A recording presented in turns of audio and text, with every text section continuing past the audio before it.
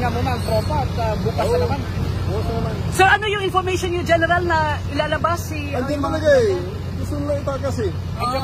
Sir, paano po natin nasabi, sir, na nandyan po talaga? May mga informants kami dyan sa loob. Hindi nga lang namin talaga makita dahil ang ganda ng kanilang movement sa loob. Ano hong information na ipinarating sa inyo, sir? Andyan sa loob. Itakas ngayong gabi. Pero bakit hindi natin nakita, sir, yung nahalubog natin? So yung paghulog natin, ba't hindi natin nakita? Ilang search na tayo, hindi natin nakita? Nasa 1/4 pa lang tayo eh. Sir, 60 Wala pa, napakababa ba? Ha? Nila Rosa, yung heartbeat sinasabi ka nila. Yung heartbeat detector. Gagamitin natin yan. So hindi pala nagamit ngayon, sir? Kanina, ginamit namin, limited lang ang paggamit namin dahil iba pa, kukunti pa lang ang ating na-identify ng mga lugar. Yung radar na sinasabi niyo Tinignan muna namin kung saan namin gagamitin, nag-a-assess pa kami. Ngayon pinag-aralan namin, based sa aming mga nagawa, at titignan namin kung saan kami gagamit ng radar bukas ulit. Sir, yung 30% na yun, pwede niyo po ba ma-describe? Saan po banda sa compound yun, sir? Ano po ba yun? Please, classify them muna. Bukas na lang malalaman yan. Pero sir, hindi totoo yung tapos na daw na nahalubog yung lahat. Hindi totoo yun. Wala pa, hindi mo tayo tapos. Andiyan sa loob. Gano'ng matagal pa ito, sir? Mga ilang araw? Based sa information, It will depend on ang pinakasimple ito, depende kay Mr. Kibuloy. Para matapos na natin ito, matigil na yung kanyang mga tao. Ulan na naman, maulan na ng mga tao niya. Maulan na ng mga tao ko. Sumurrender nga siya. Sabi nila, mahina naman ang kaso. Ang galing ng mga abogado niya, ang dami pa. Bakit? Ano yung nakatakutan niya? sir, based sa information po, meron na talagang area or lugar doon sa loob kung nasaan sila nagtatago. Meron. Nakakagalaw nga lang siya na hindi namin nandito. Ano po ba ito sa inyo? Yeah. Underground. There's a possibility. Kasi kanina, ang dami nakikita. Hindi namin, kami sa loob nagkakawala-wala eh. Sa laki ng lugar, sa dami ng mga lusutan, kami mismo nagkakawala-wala. Kami nga nagkakahiwa-hiwalay sa loob. Pero may respective na assignment yung mga tropa natin, sir. Meron. Kaya nga kailangan i-review namin dahil first time namin napasok ng lugar at kailangan namin talagang mafamiliarize sa mga sarili namin. So yung 2,000 na tropa Talagang meron natin, kaming information na nandyan sa loob. Nagbibigay talaga ang informant namin. The problem is, hindi namin alam talaga kung paano ang layout ng lugar. They can only do so much. Dahil pagdating na sa loob, nagkakawala-wala na kami. so kung meron tayong informant, Dadagdagan yung personahe bukas. Ha? Dadagdagan natin yung police bukas. Ano? Ibig sabihin mo, dadagdagan pa. May possibility. I mean. sir, kung meron tayong informant, General, bakit hindi na tinodo yung information binigay, Jen? Ano no? Kung meron tayong informant, bakit hindi na tinodo ng binigay na information kung saan talaga yung exact location? Nagbabago ang impormasyon eh. Pag sinabi niya ngayon nandito, nandun sa kabila. Hindi ko na makita yan dyan pag ganyan ka-skip ng mga kwarto-kwarto yan, di ba? Yung sa isang lugar na maliit, yung movement from kwarto to kwarto, kung may mga hidden passages, pwede ka talaga mapaglinlangan dyan. Di ba? Kunti na naman kasi nakakapasok ng mga pulis, hindi naman lahat na nakita yung pulis sa pagkarami-rami eh. Nandyan. Nag-spread out din kami. Okay? So, sinisystematize nga lang natin. So, ulit kami bukas, nakita na namin ang layout. Ulit kami bukas, hanapin namin. Ito ay, sa tingin ni Mr. Kibuloy, larong tagu-taguan sa loob ng 30 hectare compound niya. Pero hindi po tayo magpo-pull out. Hindi kami pull out. Sa announcement niyo po kanina sa megaphone, sabi niyo po, magbantay na may tropa, baka kasi ilabas yung May possibility. May information din kami na may mga sistema silang iisipan kung paano ilabas si Mr. Kibuloy. Aside po doon, meron pang other information po? Meron pa mga information na hindi ko lang may disclose sa inyo. No? Nandiyan na kayo, magtatrabaho Sir, muna tayo. General, do you think yung 5 nagsama? May possibility, may hindi. Baka pwede din na mag-spread out. Okay? You mentioned po kanina, natatawagan nyo si Attorney Torion. Pwede ba naming malaman kung ano po yung itatawag? Gusto ko sana akong i-consult sa kanya, pero kung wala naman siya, hindi naman ganun ka-critical. Okay? Ano pong comment ninyo sa mga sabi-sabi na plano daw i-take over ng PRO 11 yung KOJC? Hindi namin ito take over. Hinahanap lang namin. Wala namang karapatan i-take over yan. Hindi naman amin yan. So, hindi pa rin tayo magpapapasok po? Nakakapasok naman sila. Nakakapasok naman sila. Okay. Sino-check ko natin. Pero ano po, Sila nga, nag-check ka eh.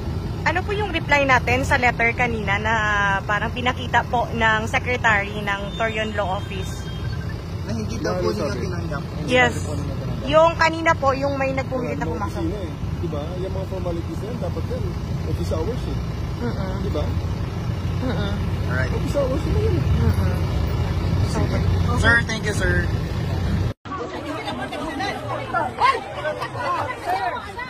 Saan yung pinaproteksyonan kami? Opo, kami, wala kami proteksyon.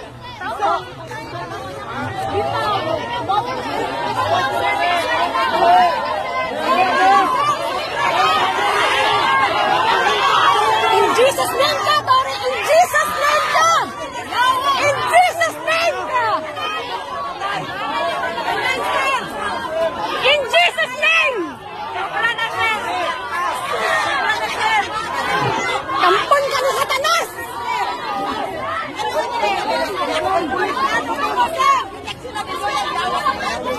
In Jesus name ka, sir! Iglesia ka pa naman. Ganyan ba tinuturo sa inyo manalo?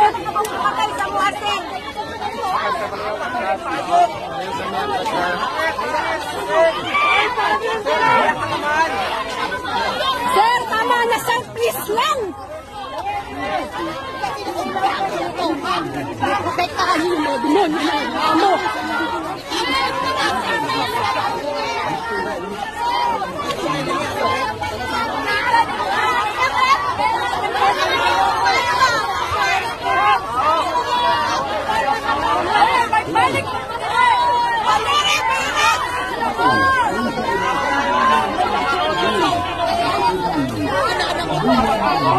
Sir, pakiusap lang, tama na.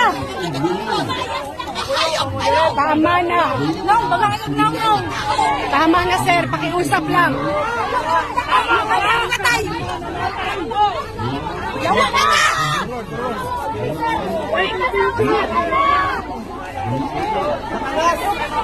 Please lang, sir, tama na, sir. Nakita mo namang wala dito yung hinahanap mo.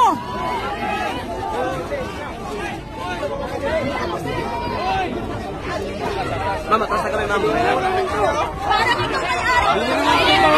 Toro, magkakataon! Kayo mais dito! Toro, magkakataon! Pakiawa mo! Sayot! Kayo to! Mayari ka!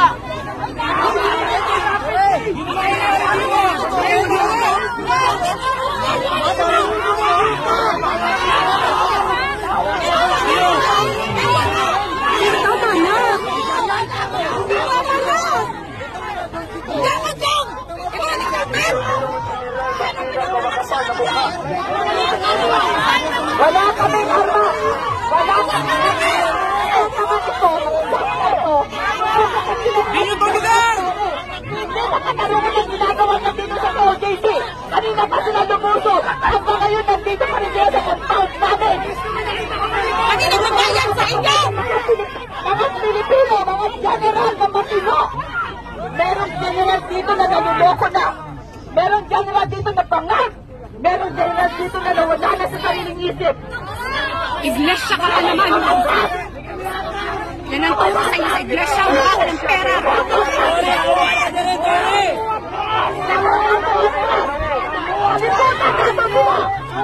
Dawata kami sa penta!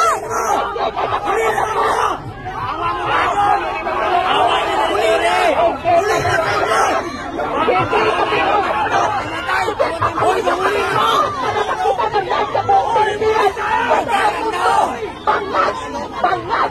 Mga bangat! General nito! Hoy! Pinaulo! Dawata ang ingay mensahe sa imo ang bangag na amo. O sige, hindi ka hawak! Kapag mga staff, wala kami proteksyon. Wala kami proteksyon. Ang proteksyon nila, nakalimutan nila si Torre.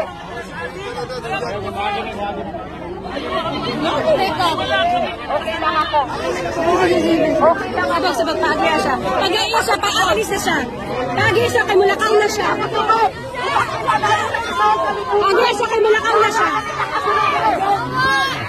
Tapos sukot! Tapos sukot!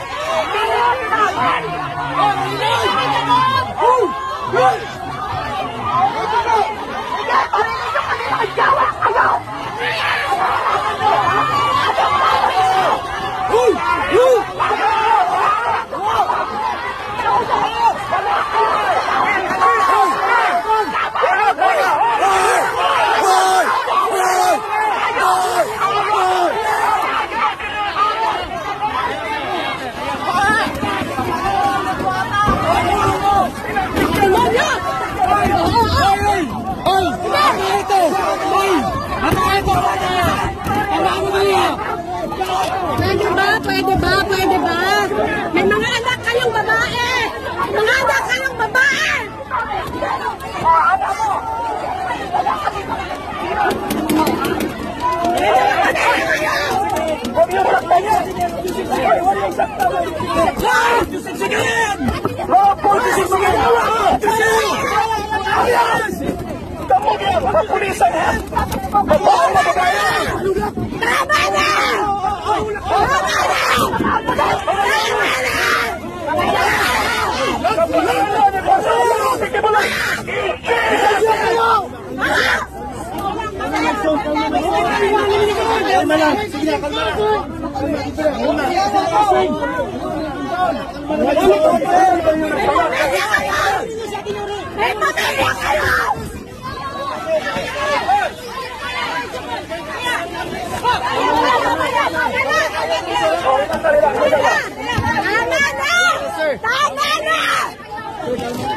Hoy, mga dayo na ko dito. Tama na, sir! Tama na! Tama na! Tama na!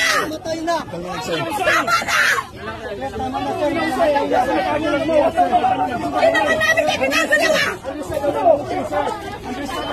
May mga pamilya kayo! Hindi na kayo nakustensya! Yaga mo!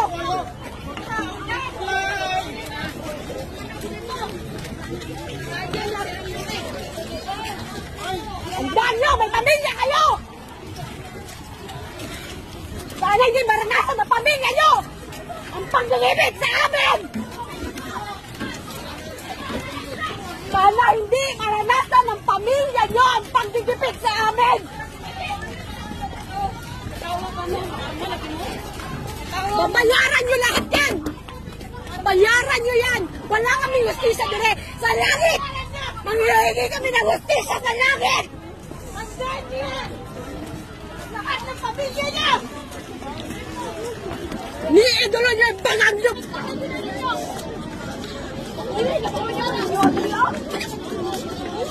Presidente niyo na dati namin inalagaan! Tinaydor kami! Kayo pa kaya? Ay nako! Kami tagiyanin nga kung ano man mo! Ay nako! Ang aming mga tinanim! Gaya lang mo! Uli-uli!